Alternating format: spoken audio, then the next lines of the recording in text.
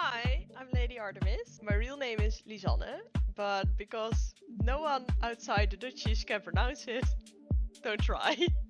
And yeah, that says that I'm from the Netherlands. I appreciate you sharing where you're from. I think it's very interesting personally to hear about how many different countries that Planet Coaster players are from. I think that's really cool.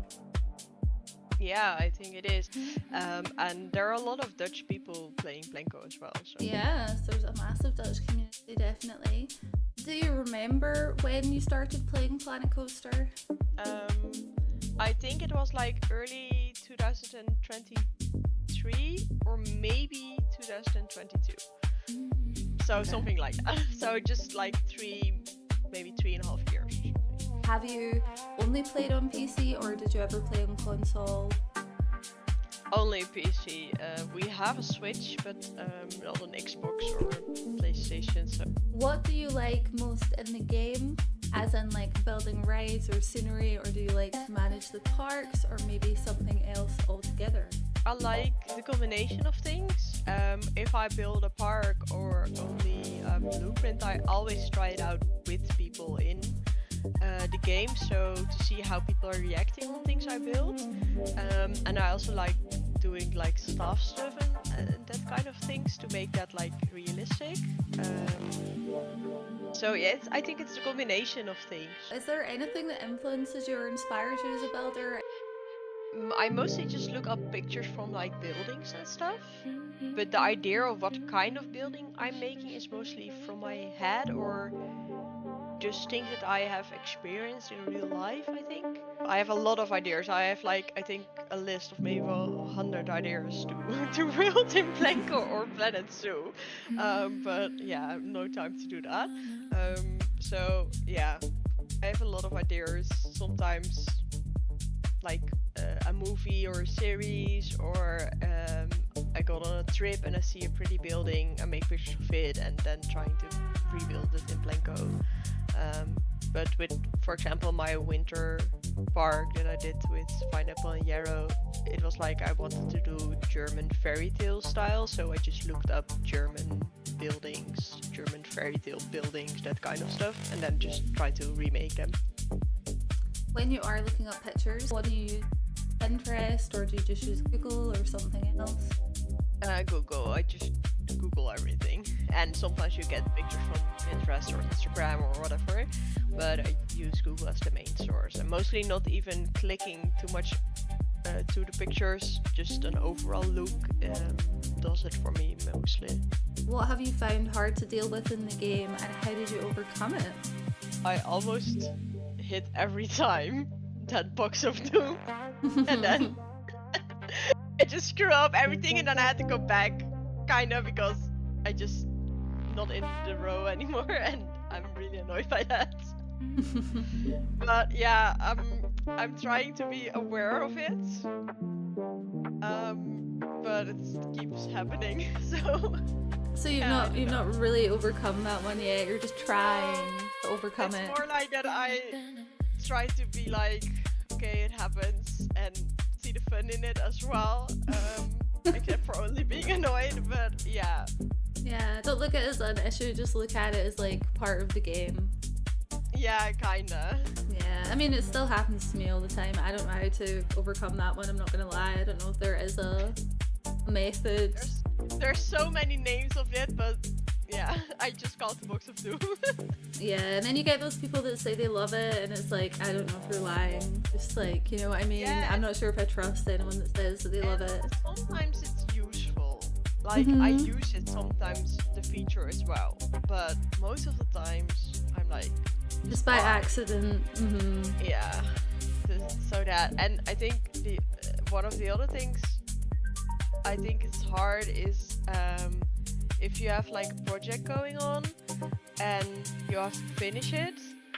I can work okay under time pressure, but it's more like that I really want to finish things and then I don't have the energy or the concentration for it, and to find that and to start working on it, I think that's one of the hardest things as well, especially when you have deadlines for a project.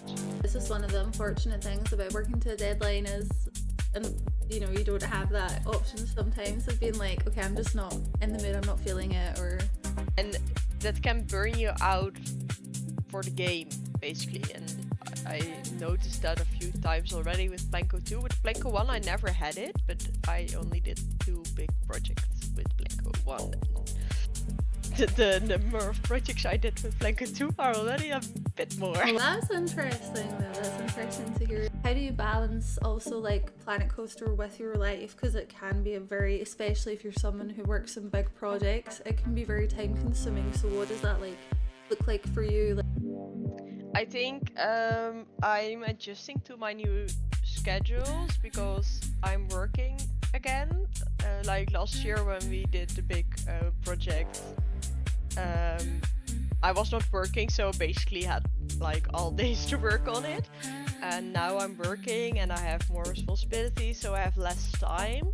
And I'm still figuring out how to balance all that. I'm looking for the best balance at the moment. Do you know what your proudest achievement would be in the game so far? Is there something you think of and say, I was super proud of this? I think because if I look at like my Planet Coaster 1 coasters, they were nothing that special, except maybe the Lakeside Phil one with the DNA. That was quite an achievement, I think. The DNA part, not the coaster. But I think in Blanco 2 it's a little bit easier to make a coaster, and that did give me like the I don't know, motivation to make nice coasters. I think the Bookie coaster me and Pineapple made from the Bookie Showcase thingy, I think that's a collab with Pineapple. The fact that we made a story about like the rivers in hell, that I'm like personally like, I like Greek mythology, so I really liked the idea of that, and I think we did a very good job and told a very good story in a coaster. So we made actually kind of a dark ride with a coaster, and it was just so nice to do that and to work together with her as well, because she's like my best friend for 10 years already, and I did kind of pull her into the game, which is also an achievement, I think. Yeah, definitely, for all of us, including you.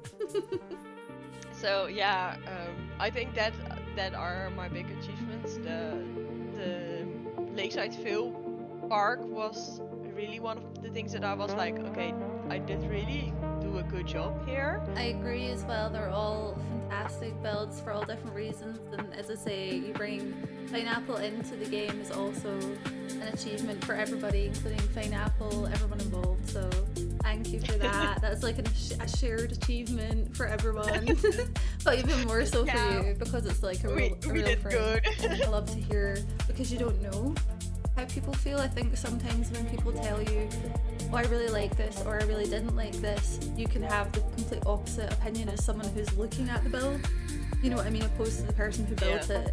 So I love to hear what people are particularly proud of, but I'm so glad that you said something as well that's not actually about building. That's very cool. What are you looking forward to most in the game? I think I would like to host more challenges, but I will take it easy for the next couple of months, for sure. And I think that I would love to make a park based on a series or movie that I like, and I have an idea for it, what series or movie it should be, because the first full park that I made was about the Shadowhunter series, and that's like my favorite series. I have even a tattoo on my arm from that, and that was the first park I made in Blanco 1, and it had like really recognizable things, and I think the idea of that park was really good, but because I was like a beginner builder at that point, I was just stumbled upon so many issues that I didn't know how to handle. I could not find my way in the time we had, so I took everything from that park and learned from it, and then I did make the Lakeside Phil one. That was way better, and way smarter and practical. So that didn't cost me that much energy as the first one. But I would like to make a park like the first park, but then with a different series or movie, and then with everything I learned along the way. Would you recreate the first park, or would you just like kind of take elements from that park, or would it just be like an entirely different part of that series? I think I would choose another series that I like, because I don't think I can recreate things I already made. Is that what I mean? I don't think they will be that much different, and I don't want to like copy things, and sometimes it's just this is what I did build and now I want to build something different. But the idea of basing up whole park on one series or movie, that idea I want to take with me and do again, basically. If you could add any one thing to the game, what would it be? You can ease your system to fit your staff in a schedule that works, actually. I don't even know what that looks like right now, so... The staff in Blanco 1 was horrible to manage, and then they did a lot of improvements and upgrades, and then it's still horrible. Oh dear. So it's not that good. A couple of things have came up that you've kind of compared the two games, and I obviously know myself that you have played both Planet Coaster and Planet Coaster 2 for a reasonable amount of time. So like, what would you say, just as like, what would your comments be in a comparison? Do you think Planet Coaster 2 is a better game, or? I think the scaling adds a lot of positive points to Blanco 2. I think with the, how was that called, the things you could download and use? The TMTK. Yeah, the TMTK in Blanco 1 did add a lot of positive points. I'm sometimes missing that, but otherwise it does give me now the opportunity to be creative and create it myself. So it costs more work to make something in Blanco 2, but I also like it to make it myself, because I always had like respect for people that did make things in Blanco 1 without using the TMTK. And do you think that Planet Coaster 2 will reintroduce that? Because that's like a question that gets like passed about the community anyway. Like, what's your thoughts on that? Do you think they'll bring it back eventually, or? To be fair, I think if it's working the same way as Blanco 1, that if you like want to open a park with TMTK, you first have to download it. And it takes 5 hours to load the park. And it takes 5 hours or even more. I have heard of people that were waiting for days. Oh I don't think that will be a good idea. I think for the creativity in the game, I think it's better to do not have it. That you just Interesting. In Blanco 2, that you just have to create things yourself. Like, if I can spotlight someone else, if you look at what Pineapple is making, just out of the pieces, it's incredible. Yeah. But it will cost a lot of time. I'm not sure how many hours this girl has already in this game, but she is making like complete furniture, colors the same, etc. She has so many patience to make this happen, and I'm actually jealous about that, because I just don't have the time and concentration to do that kind of stuff, but it's really good. Yeah. I mean, we all have different strengths and weaknesses. Yeah, I think that is, and if you find someone that you can work with together that have other strengths, you can add that up to each other, and I think that's why me and Pineapple are a pretty good combination, though.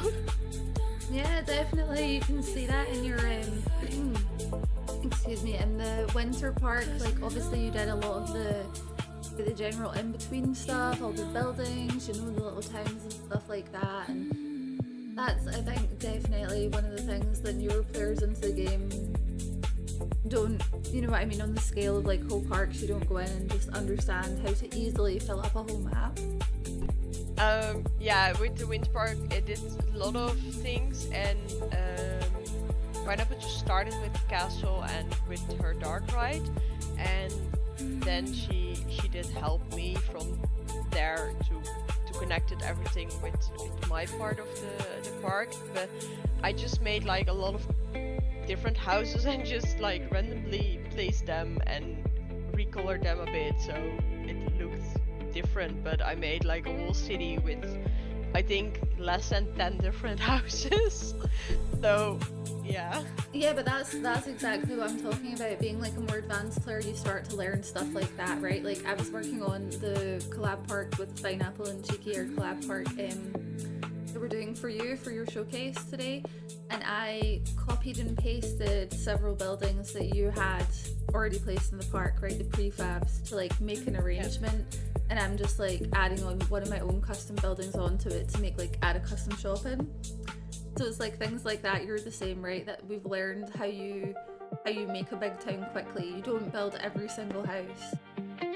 You know what I mean? Like I think when you first come into the game and you're a new builder, you're like, I'm gonna make every single house so friggin' pretty. I'm gonna spend so long detailing this one window, and it's gonna be. But then it's like 10,000 years later, and you have 1.5 houses built. Yeah, and I just make smarter blueprints so I can reuse them everywhere, as you had seen. There is one blueprint that is already in 4 different parks. Yeah. No, but I think that's smart. I do that now as well. It's something that as the longer I've played the game for, I used to be like, oh, I would never copy and paste my work, whereas now I'm like, I do it all the time. I'll just adapt it slightly, if even anything. Yeah. You know what I mean? Yeah. And I think it's great. I think everyone should be doing that. Do you play any games outside of Planet Coaster? I also play a lot of like more management games and some puzzle games and a bit of exploring. Like we're now playing a lot of Planet Crafter, and I also love to try out new games. What would you say is your currently most played game? That will be the Planet Crafter. Okay. But we did play a lot of the Lord of the Rings Return to Moria as well lately, so. Did you like grow up being a gamer? I think I can say that I did grow up as kind of a gamer. I started on a Game Boy, I think it was called. You could like clap it, but it was like small, so not on DS. That came later. And the first game I played was Pokemon Blue. Now, I know the answer to this already because I know you very well, but for anyone obviously that doesn't, do you have any other like crafty type hobbies outside of Planet Coaster? Yeah, I do some crafting streams as well. I like to work with rope, so I do a lot of macrame. But I'm also starting doing some embroidering last year, and I actually quite enjoy that. So like the next little section of questions, I was thinking about this, they kind of seem a little bit random. It seems like all of a sudden changes, so like we're just going to talk about food now. But the reason that I added these in is because, again, I want all these interviews to be more like about the person behind the builds rather than the builds themselves, because I love people. You know, I think like we all can like learn from each other and find similarities in each other, even in people that are different. And I think one of the things that connects everyone is food. What is like the best thing you've ever had to eat? And obviously that's a very hard question, so it doesn't have to be what is the best thing that you've ever had to eat. You have to remember, but what was something that you were just like, I remember this was amazing. And it can be something that you made or something in a restaurant or even like a candy bar. Might be Iron Brew from when you were in Scotland. Iron Brew might be your favourite thing you ever tasted. There's one moment that comes in mind. It was on New Year's Eve, and I was at my dad's, and we did go out for dinner and we went to this fancy restaurant and there was beer on the menu for the main with a truffle sauce, and my dad was like, I'm not sure if she wants to eat this. I think I emptied that can completely. Like, I was aware that licking the can clean would not be appropriate, but I would have done that because I really liked it. Wow, like I've never actually tasted truffles. It's something I have no idea. So like, could you describe, is it like anything else, or is it one of those ones that's not really like anything? I think it's you hate it or you love it thing. So. And then like your drinks, what's your kind of like go-to hot drink and your go-to cold drink? I actually not drinking that much hot drinks. Lately I'm drinking a bit more tea. But I didn't like coffee at all because I don't like the bitter taste of things, so I don't like bitter at all.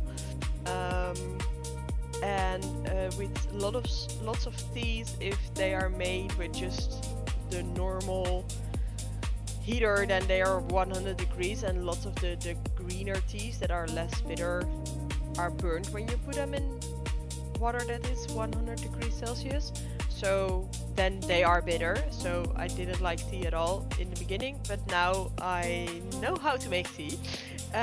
So that's way better, and I'm not drinking tea with caffeine in it. So it's actually not tea, it's more an herb infusion kind of thing. So I like that. Warm. And cold, I don't know, I drink a lot of water. Sometimes in a mixture with like protein things. I have like a protein lemonade. But if I like go out or have a dinner, then I like to drink some iced tea green. Have you tried the matcha tea? Because it keeps, like, I watch a lot of like YouTubers and like they're all talking about it, so I know they're probably getting paid to do it, and I'm getting brainwashed intentionally. But now I want to try it. I never tried it. I did sell it in the shop I was working, but we did got a lot of training about the products we have, but that was not included, so I have no idea what it is exactly good for. So I don't know, and I actually think it's kind of a hype thingy, so yeah, definitely. I'm not sure about it. Yeah, like I would just want to try it just to try it, but just to know.